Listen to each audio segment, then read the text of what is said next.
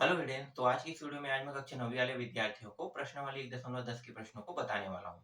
तो चलो मैं डायरेक्ट प्रश्न पे आता हूँ और इनके हल को डायरेक्ट बताते हैं। ठीक है, ज्यादा समय वेस्ट इसमें नहीं करेंगे। तो पहला प्रश्न है 9409 दिया हुआ है, इसका वर्गमूल निकालना है। वर्गमूल हमें नॉर्मल तरीके से बिल्कुल भी नहीं निकालना है, हमें कुछ विधियों का उपयोग करके इनके वर्गमूल को निकालना है और उन विधियों को किस तरीके से हम उपयोग कर रहे हैं उनके बारे में यहाँ पे स्टेप बाय स्टेप लिखना भी है। तो यहाँ पे 94 और 09 है। ठीक है, तो 9409 का जब वर्गमूल निकालेंगे तो सबसे पहला हमारा स्टेप रहेगा। देखो ये पहला स्टेप है, तो सबसे पहले स्टेप में दो जोड़ा बनाएंगे। ठीक है, 4 अंक है, 4 अंक में दो जोड़ा बनेगा। अब दो जोड़ा बन रहे हैं तो दो जोड़े में से एक एक मान जो है वो निकलेगा। तो एक एक मान निकलेगा मतलब कितने अंक का हो गया, 2 अंकों का। तो यहाँ पे हम स्टेप बाय स्टेप कैसे लिखेंगे, दो जोड़ा बन रहे हैं। देखो दो जोड़ा हमने बनाया, तो दो जोड़े बन रहे हैं, अतः वर्गमूल में 2 अंक होंगे। इनमें से एक अंक निकलेगा और इनमें से एक अंक निकलेगा। क्लियर, पहला। दूसरा, अब ये जो देखो ये वाला भाग बायां है और ये वाला दायां है ना। ये हमारा कौन सा हाथ है, ये दायां हाथ है, बायां हाथ है ना, और ये वाला दायां। तो दायां वाला एरिया देखो तो 09 है। तो दाएं जोड़े में जो 09 में इकाई अंक कितना दिया हुआ है, 9 दिया है। अतः वर्गमूल की इकाई 3 या 7 होगी। 3 के पहाड़ा में देखो 3 दिया 9, 3 के पहाड़ा में 9 आता है ना। 7 के पहाड़ा में भी 9 आता है। तो 1 से लेके 9 तक जो संख्या दिया हुआ है उनमें किन किन के पहाड़े में 9 आता है। तो 1 के पहाड़े में तो 1 को पढ़ते हैं तो 9 आता है, तो 1 को नहीं लेंगे। ठीक है, क्योंकि सिर्फ 2 ही अंक हमें चाहिए।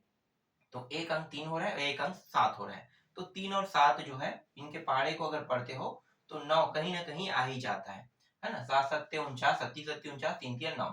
तो 9 इकाई में आ रहे हैं। इसका मतलब 3 या 7 जो होगा वो इकाई का क्या होगा, इकाई का अंक होगा। ठीक है, इकाई का अंक मतलब यहाँ से जो मान निकलने वाले उनमें से एक मान हमें पता चल चुका है। अब क्या करते हैं, अब बायां भाग का निकाल लेते हैं। ठीक है, बायां भाग का। तो बाएं जोड़े में कितना दिया है, 94। तो 94 का निकटतम वर्गमूल कितना होगा, 9। कैसे होगा 9, भाई यहाँ पे मैंने 9 तो डायरेक्ट रख दिया है, लेकिन पता तो होना चाहिए ना कि यहाँ पे 9 होगा। तो चलो ये मैं थोड़ा सा आपको समझाता हूँ। ये 94 है, तो 9 गुणित अगर मैं 9 करता हूँ तो कितना आ रहा है, 9 गुणित 9 करने पर 81 आ रहा है। ठीक है, अगर मैं इसे 10 गुणित 10 कर देता हूँ तो कितना आ जाएगा, 100। तो 94 जो है वो इन दोनों के बीच में है, देख लो दोनों के बीच में है। तो ये 94 जो है, 94 जो है वो 81 से बड़ा है, लेकिन 100 से छोटा। तो 100 से छोटा है तो छोटे वाले को हम नहीं लेंगे। ठीक है, 100 से मतलब छोटा हो रहा है तो हम 100 वाले को तो नहीं ले सकते। इसलिए 10 को हम वर्गमूल का इकाई नहीं ले सकते। तो लेंगे किसको, ये जो 94 से छोटा है उनको लेंगे। मतलब यहाँ से हमने 9 को निकाल लिया, क्योंकि 9 निया 81 और 81 जो है वो 94 से छोटा है। इसीलिए यहाँ पे वर्गमूल का जो मान आया है वो कितना आया है, 9 आया है। ठीक है, तो 94 से हमने 9 ले लिया। तो बायां भाग से हमें क्या प्राप्त हो गया, 9 प्राप्त हो गया, और दायां भाग से 3 या 7। तो 9 तो क्लियर है, यहाँ पे 9 एकदम क्लियर है कि 9 हमारा बायां भाग में रहेगा। लेकिन दायां भाग में 3 रहेगा या 7 रहेगा ये अभी क्लियर नहीं हुआ है। तो आगे जब इसे हल करेंगे तब क्लियर हो जाएगा। ठीक है, अतः 9 का वर्ग 81 तथा 10 का वर्ग 100 है, अतः दाहिने में 9 रखेंगे। पता चल गया 9 किस तरीके से रख रहे हैं, यहाँ से। अब यहाँ पे देखो 9 हमें पता तो चल गया, तो 9 के साथ 3 को जोड़ेंगे तो 9 और 3 93 है ना। जोड़ेंगे नहीं मतलब अटैच कर देंगे। तो 9 और 3 जैसे ये दहाई इकाई है तो 93 हो गया, और 9 और 7 कितना हो जाएगा, 97। तो 93 या 97 में कोई एक संख्या हमारा क्या होगा, उत्तर होगा। अभी भी यहाँ पे क्लियर नहीं हुआ है कि 93 होगा या 97 होगा। ठीक है, अब आगे क्या करेंगे, ये जो 93 और 97 के बीच में ऐसी संख्या जिनका इकाई अंक 5 हो, जैसे कि 95 है ना, तो इकाई अंक इस बार 5 ले लेते हैं। और 95 का क्या करेंगे, एकाधिकरण। तो 95 का वर्ग एकाधिकरण पूर्वण विधि से। एकाधिकरण पूर्वण विधि पता है ना, 95 गुणित 95, 9 में एक वृद्धि कर देते हैं 10 हो जाता है, और इसी 9 से गुणा कर देंगे तो कितना हो जाएगा, 90। 90 आ गया, और 5 पंचे 25, इकाई इकाई का गुणा, तो कितना आ गया, 90 25। तो देखो 90 25 यहाँ पे आ रहा है, और ये 94 09 से क्या है, यहाँ पे छोटी आएगा, क्या है, छोटा है ना। तो इससे छोटा है। तो अब यहाँ पे एकदम क्लियर हो गया है कि अगर ये मान इससे छोटा है, किससे छोटा है, 9409 से, तो भैया ये 93 का भी मान क्या होगा, छोटा ही होगा ना। जब 95 का छोटा हो रहा है तो 93 का छोटा होगा। इसका मतलब ये हो गया कि 93 वाला तो हमारा उत्तर हो ही नहीं सकता। तो उत्तर क्या होगा, 97 जो है वो अभिष्ट संख्या होगी, मतलब 97 हमारा उत्तर होगा। तो 9409 का वर्गमूल कितना आ रहा है, 97 आ रहा है। तो इस तरीके से पहला प्रश्न आपका कंप्लीट होता है। पहला प्रश्न अगर आपको समझ में नहीं आ रहा होगा तो एक प्रश्न और बताऊंगा, उससे आपको अच्छे समझ में आ जाएगा। चलो दूसरा देखते हैं। सेकंड प्रश्न से ये सब मिटा देते हैं, ठीक है। कुछ कुछ जगह बदलाव करेंगे, बस उसी को देखना, ठीक है। दूसरा प्रश्न है 7569।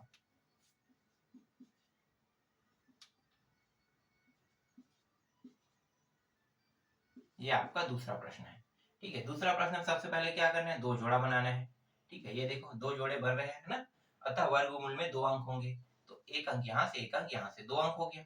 अब यहाँ पे देखो ये वाला 0 9 मिटा देते हैं ना, यहाँ पे क्या है 6 9 है।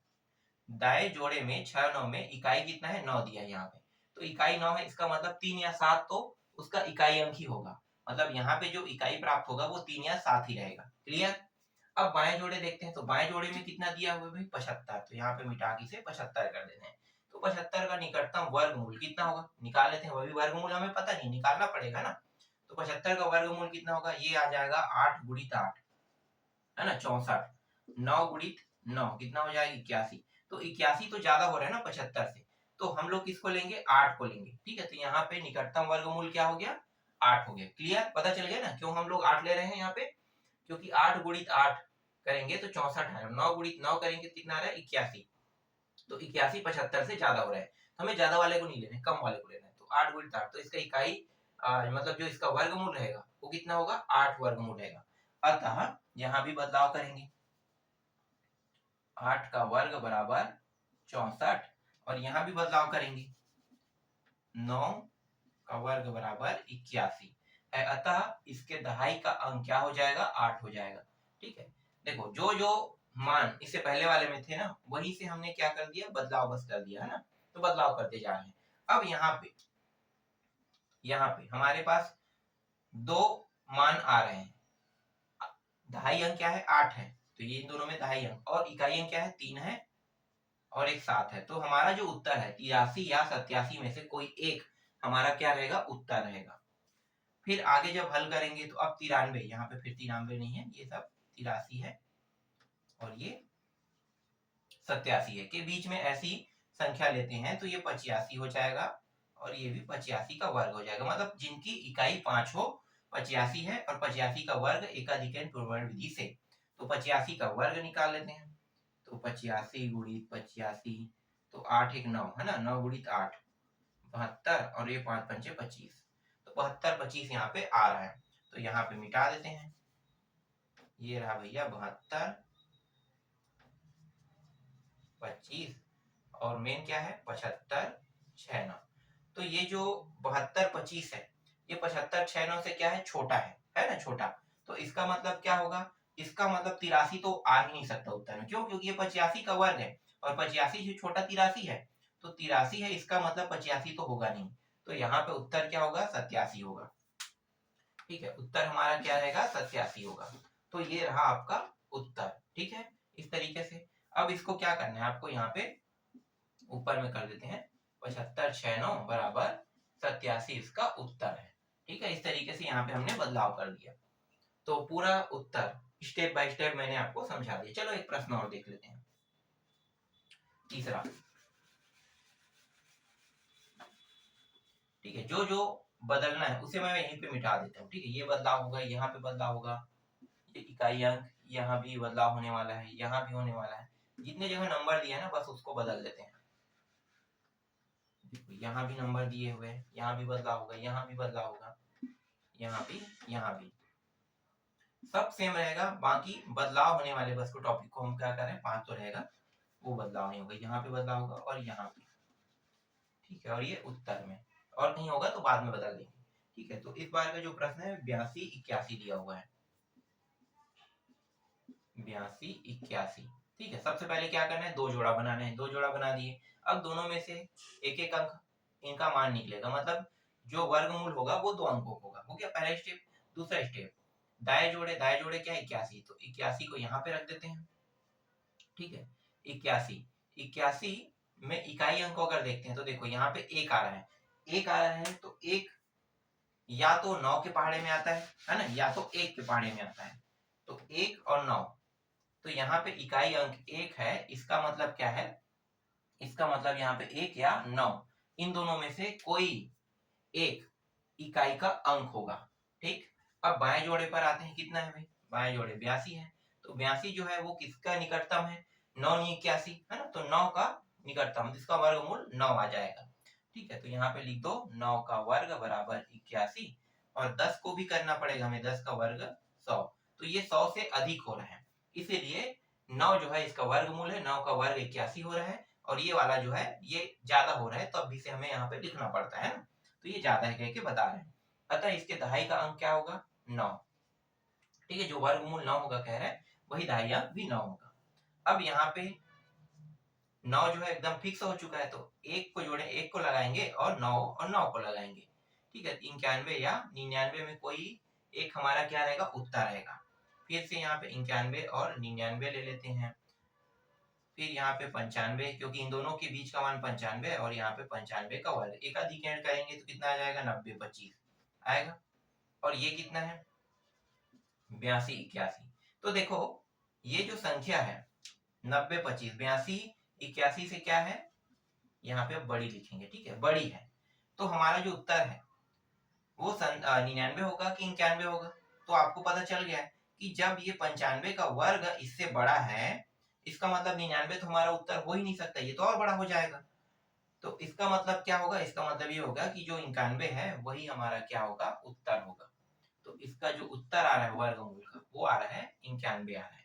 तो इस तरीके से मैंने आपको 3 तक के प्रश्नों का उत्तर लगातार दे दिया है, एक प्रश्न बचा है जिनको आपको खुद बना के देखना है, सेम टू सेम बनेगा, बस आपको बना के देखना है। 32 49, 32 49, इसको बना के देखना, इसका वर्गमूल कितना आएगा। ठीक है, तो इस तरीके से प्रश्नावली 1.10 को मैं कंप्लीट समझता हूँ। आशा करता हूँ मैं जो आपको समझा रहा हूँ वो आप लोगों को समझ में आ रहा होगा।